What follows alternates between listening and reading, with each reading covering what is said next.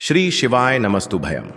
दोस्तों, आप सभी लोग जानते हैं कि 26 दिसंबर 2024 यानी गुरुवार को पड़ रही है। सफला एकादशी प्रदोष व्रत से एक दिन पहले यानी पौष मास के कृष्ण पक्ष की सफला एकादशी मनाई जाती है। तो सबसे पहले तो मैं आपको बता दूं, इस साल की जो आखिरी एकादशी यानी कि सफला एकादशी आ रही है 26 दिसंबर 2024, जो कि गुरुवार वाला दिन है। अब गुरुवार पे अगर एकादशी आ जाए तो वह बहुत ही एक बड़ा मतलब दिन माना जाएगा। और दोस्तों, यह वह सफला एकादशी है जो पौष मास में पड़ने वाली सफला एकादशी है, क्योंकि यह गुरुवार के दिन पड़ रही है और इसका बहुत ही बड़ा और विशेष महत्व होता है। पूज्य गुरु जी ने कहा है कि अगर कभी भी मौका लग जाए और पौष मास की गुरुवार सफला एकादशी को पड़ जाए तो आप लोगों को हल्दी का दीपक वाला उपाय तो अवश्य ही करना चाहिए। इन दोनों का संयोग बहुत कम आता है और इसी के साथ में गुरु जी ने अपनी शिव पुराण कथा में बताया है कि इस दिन आपको हल्दी का दीपक वाला उपाय तो आपको अवश्य ही करना चाहिए, क्योंकि ऐसा दिन पूरे साल में सिर्फ एक ही बार आता है। और दोस्तों, आप सभी लोग जानते हो कि गुरुवार सफला एकादशी का अगर सबसे बड़ा कोई उपाय है तो हल्दी का दीपक वाला उपाय है। तो दोस्तों, इस गुरुवार सफला एकादशी के दिन आप लोगों को इस हल्दी का दीपक वाला उपाय को जरूर करना है। बहुत सारे लोग होंगे जिन लोगों ने इस उपाय को ना किया हो, मतलब पूरा साल निकल गया, उन्होंने किसी भी दिन इस हल्दी का दीपक वाला उपाय को ना किया हो। पर दोस्तों, आपके पास एक आखिरी मौका बचा हुआ है जो कि 26 दिसंबर के दिन है। तो इस दिन आप लोगों को इस वाले उपाय को जरूर कर लेना है। भले ही आपने पूरे महीने भर इस उपाय को ना किया हो, पर अगर आपने इस पौष मास के गुरुवार प्रदोष व्रत के दिन अगर इस वाले उपाय को कर लिया तो आपको इस उपाय को करने का वह फल मिलेगा जिसकी आपने कभी कल्पना भी नहीं करी होगी। इसीलिए आप लोग इस वाले उपाय को एक बार जरूर कर लेना है, ताकि आप लोगों के हाथ से यह मौका न जा सके और आपको इस उपाय को करने का फल मिल सके। दोस्तों, यह उपाय पंडित जी ने अपनी अभी की ही श्री शिव महापुराण की कथा में बताया है, जिस उपाय को आज हम आपको बहुत अच्छे से समझाने वाले हैं। इस वीडियो को देखने के बाद इस उपाय को समझने के लिए आपको कोई और वीडियो को देखने की जरूरत नहीं पड़ेगी। तो चलिए दोस्तों, उपाय को शुरू करते हैं। देखिए, यह इस पौष मास के गुरुवार सफला एकादशी के दिन यह इतना खास होता है, इतना महत्वपूर्ण होता है। देखा गया है कभी कभी बड़े बड़े पूजा पाठ अनुष्ठान से जो मनोकामना पूर्ण नहीं होते, वह पौष मास के गुरुवार सफला एकादशी के दिन एक छोटे से उपाय करने से ही आपकी मनोकामना पूर्ण हो जाती है। और बहुत सारे लोगों ने इस उपाय को किया भी है और उनको इस उपाय को करने का फल भी जरूर मिला है। अगर आप लोग भी इस उपाय को करना चाहते हैं तो आप इस उपाय को पहले अच्छे से समझ लेना, सुन लेना, उसके बाद करना। आपको इस उपाय का फल जरूर मिलेगा। और इस उपाय को कर लेने से आपके घर में चाहे किसी भी प्रकार की दुख और समस्या क्यों ना चल रही हो, आपको उसका कारण भी नहीं पता है कि भाई यह समस्या किस कारण से चल रही है।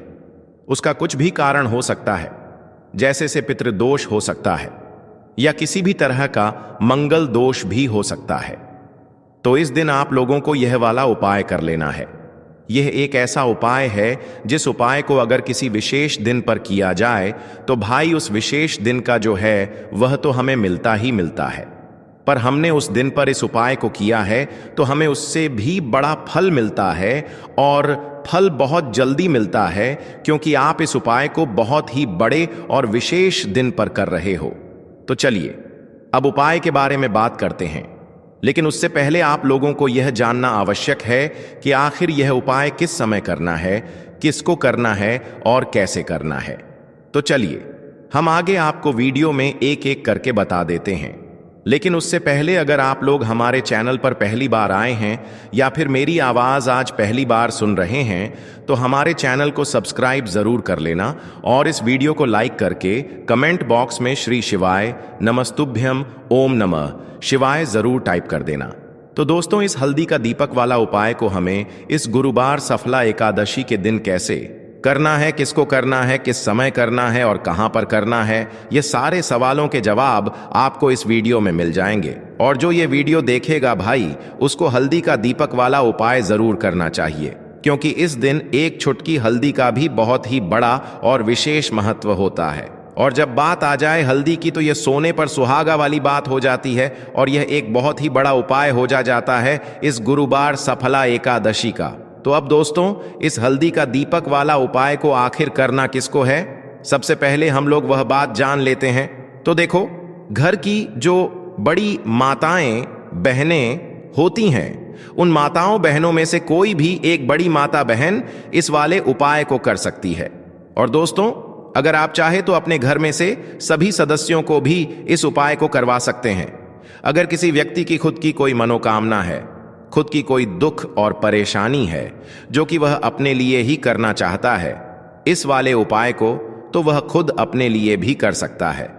बाकी अगर कोई घर में से ऐसा है जो कि अपने पूरे घर परिवार की सुख और शांति के लिए यह वाला उपाय करना चाहता है, तो भाई वह भी कर सकता है। उसमें भी कोई दिक्कत वाली बात नहीं है। कहने का मतलब यह है कि इस उपाय को हर एक सदस्य भी कर सकता है और पूरे घर परिवार के सदस्य के लिए घर की बड़ी माताओं बहनों में से कोई एक माता बहन भी कर सकती है। माताएं बहनें अगर घर में उपस्थित ना हो या वह यह वाला उपाय ना कर पा रही हो, तो फिर घर का कोई बड़ा सदस्य भी इस हल्दी का दीपक वाला उपाय को कर सकता है, चाहे फिर वह पुरुष ही क्यों ना हो। उसमें कोई भी दिक्कत वाली बात नहीं है। अब दोस्तों, जो अगला प्रश्न निकल कर आता है वह यह आता है इस उपाय को लेकर कि आखिर इस उपाय को हमें किस समय करना है, सुबह के समय करना है कि शाम के समय करना है। तो देखो, इस वाले उपाय को आप लोग सुबह के समय भी कर सकते हो और शाम के समय प्रदोष काल में भी कर सकते हो।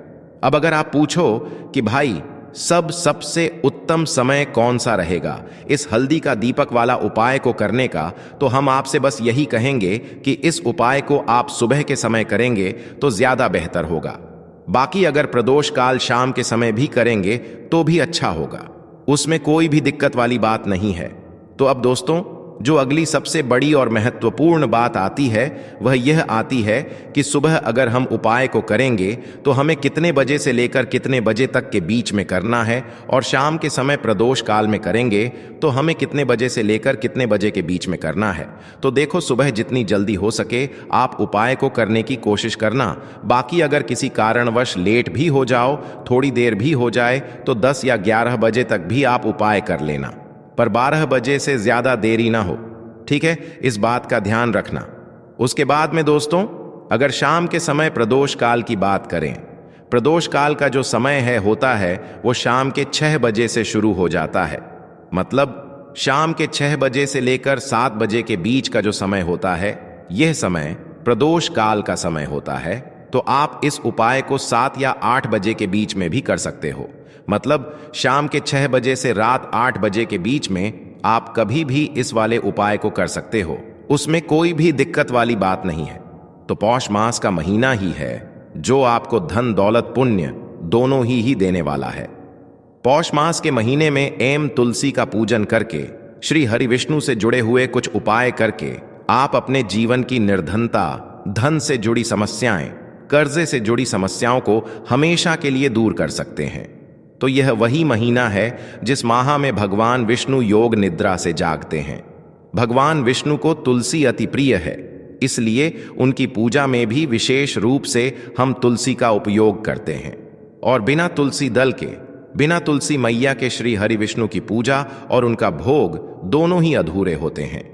इसीलिए पौष मास के महीने में ऐसा उपाय आपको बताने वाले हैं जिसे करने से श्री हरि विष्णु की असीम कृपा आपको मिलेगी और मां तुलसी से ऐसा आशीर्वाद मिलेगा, जीवन का हर दुख, हर कष्ट, गरीबी, निर्धनता, कर्जे से जुड़ी समस्याएं, सब कुछ ही आपके जीवन से दूर हो जाएगा और सुख, समृद्धि, धन, वैभव, ऐश्वर्य सब कुछ आपको अपने जीवन में आसानी से मिलने लगेगा।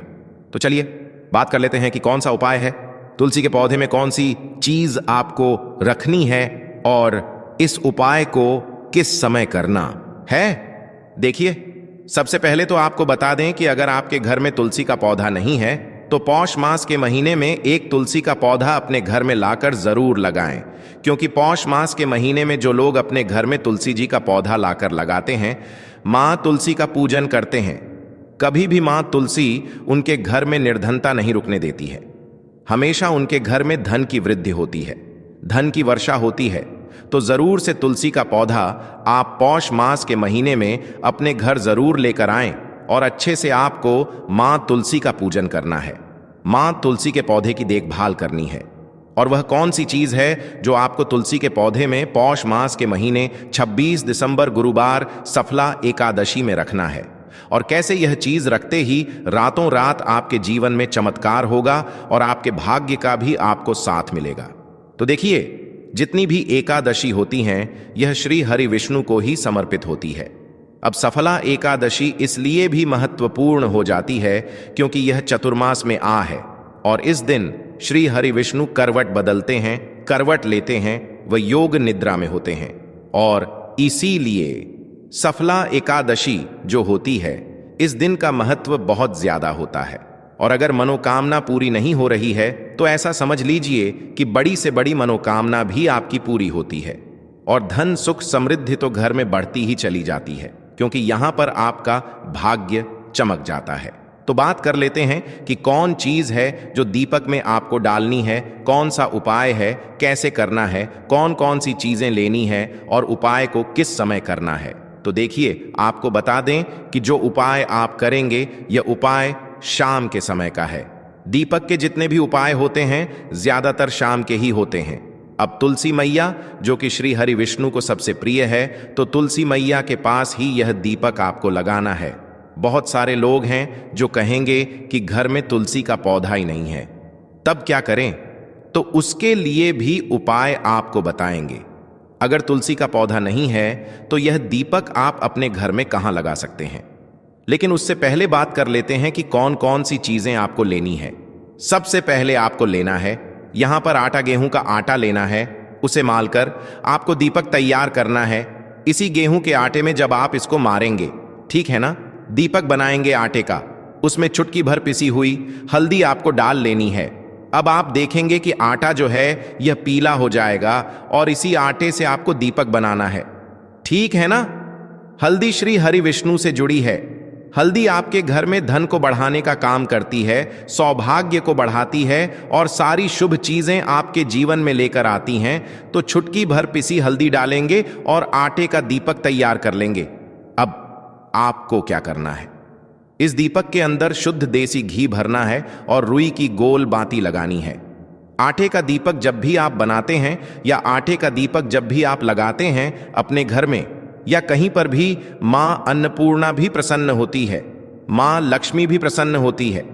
इसीलिए आटे के दी का बहुत महत्व है। अब यह दीपक तैयार हो गया है। अब शाम के समय में आपको अपने घर में तुलसी जी के पौधे के पास यह दीपक लगाना है। लेकिन दीपक लगाने का भी एक तरीका है। कैसे लगाएंगे? सीधे सीधे जमीन पर दीपक आपको नहीं रखना है। कोई प्लेट आप ले लें, छोटी सी, उसके अंदर दीपक रख लें, वरना फूल की पंखुड़ियां आप ले लें और उसके ऊपर दीपक रखें। इस दिन चावल भूल कर भी नहीं लेना है, क्योंकि एकादशी पर चावल का कोई भी उपाय नहीं किया जाता है। न चावल को खाया जाता है, न चावल की कोई चीज बनाई जाती है, ठीक है ना। चावल नहीं लेने, बस यह चीज पूरी तरह से ध्यान रखनी है। अब प्लेट में दीपक रख के आपको तुलसी जी के पौधे के पास लगाना है। तुलसी मैया से कहना है कि हे तुलसी मैया, मेरे जीवन के दुखों को दूर करना, मेरे जीवन में धन सुख समृद्धि देना, मेरे घर में मां लक्ष्मी का वास हो, आपकी कृपा मुझे मिले, श्री हरि विष्णु की कृपा मिले। अपने सारे दुख तुलसी मैया से कह देना, जो भी मनोकामना हो वह तुलसी मैया से कह देना। श्री हरि विष्णु के लिए यह दीपक मैंने लगाया है और आपकी कृपा होगी तो मेरे जीवन का उद्धार होगा, मेरे जीवन के सारे दुख दूर हो जाएंगे। तो यह दीपक जो आपने तैयार करा था, यह श्री हरि विष्णु के लिए आपने तुलसी मैया के पास लगाया है, तुलसी के पौधे के पास। जब भी आप श्री हरि विष्णु के नाम से तुलसी के पौधे के पास दीपक लगाते हैं, तुरंत के तुरंत तुलसी मैया प्रसन्न हो जाती हैं, जो कि मां लक्ष्मी का ही स्वरूप होती हैं। अब जो भी आप तुलसी मैया से कहते हैं वह श्री हरि विष्णु से कह देती हैं, और तुरंत के तुरंत श्री हरि विष्णु आपकी मनोकामना को भी पूरा करते हैं और आपके जीवन में धन सुख समृद्धि सब कुछ आपको देते हैं। क्योंकि जब भी आप तुलसी मैया को प्रसन्न करेंगे, श्री हरि विष्णु प्रसन्न हो जाएंगे। और जैसे ही आप श्री हरि विष्णु के लिए उपाय करेंगे, उनके लिए दीपक लगाएंगे, तो मां तुलसी आपसे प्रसन्न हो जाएंगी। तो कोशिश करें कि इस बार एकादशी पर, सफला एकादशी पर यह उपाय आप जरूर से करें। अब बात कर लेते हैं, अगर तुलसी का पौधा घर में नहीं है तब यह उपाय आप कैसे करेंगे? तो आपके घर के आसपास अगर तुलसी का पौधा हो, मंदिर में वहां जाकर भी यह उपाय आप कर सकते हैं। अगर आप वहां नहीं जा पा रहे हैं, घर के आसपास मंदिर नहीं है, मंदिर दूर है, तो क्या करेंगे? तब यह दीपक आप अपने घर में ही लगाएंगे। ईशान कोण में, उत्तर और पूर्व के बीच की जो दिशा होती है ईशान कोण, वहां पर यह दीपक आप श्री हरि विष्णु के लिए लगाएंगे। तो घर का जो ईशान कोण होता है यह बहुत ही उत्तम होता है, बहुत ही विशेष होता है धन में वृद्धि करने के लिए, क्योंकि इस दिशा में देवी देवताओं का वास होता है। तो जरूर से यह दीपक आप अपने घर की शान कोड में लगाएं। अगर तुलसी का पौधा है तब तो बहुत ही उत्तम है। साथ ही साथ आपको मुख्य दरवाजे पर दीपक जरूर लगाने हैं। मुख्य दरवाजे पर ऐसा ना करें आप कि दीपक ना लगाएं, क्योंकि मुख्य द्वार से ही सबसे पहले मां लक्ष्मी आपके घर में प्रवेश करती हैं। तो यह पहला उपाय है। अब जल्दी से बात कर लेते हैं दूसरे उपाय की कौन सा है। वह दूसरा उपाय जो आपको सफला एकादशी पर करना है, यह उपाय उन लोगों के लिए है जिनके जीवन में फिजूल खर्ची बहुत है। अभी पैसा हाथ में आया और थोड़ी देर से ही पैसा हाथ से चला गया है ना, थोड़ी देर में पैसा हाथ से गायब, पॉकेट से गायब, पर्स से गायब, तिजोरी में पैसा नहीं रुकता है। फिजूल खर्ची बढ़ती चली जा रही है, खर्चे पर खर्चे होते जाते जा रहे हैं और आपके धन में वृद्धि ही नहीं हो रही है, पैसा बढ़ ही नहीं रहा है। कोई भी काम करना चाहते हैं, बड़ा नहीं कर पा रहे हैं, क्योंकि पैसा ही हाथ में नहीं है। तो आपको करना क्या है? आपको यहां पर एक सिक्का लेना है, ठीक है ना? आप रब का सिक्का ले सकते हैं, पा का सिक्का ले सकते हैं, और उस सिक्के को आपको अच्छे से साफ कर लेना है। अब आपको क्या करना है? इस सिक्के के ऊपर आपको हल्दी लगानी है। हल्दी लगाएं और यह सिक्का अपने घर के मंदिर में श्री हरि विष्णु के सामने रख देंगे। हल्दी लगाकर और श्री हरि विष्णु से कह देंगे कि अब मेरे जीवन से फिजूल खर्ची को आप दूर कर देना और हमेशा मेरे धन में वृद्धि हो, ऐसी कृपा मुझ पर कर देना।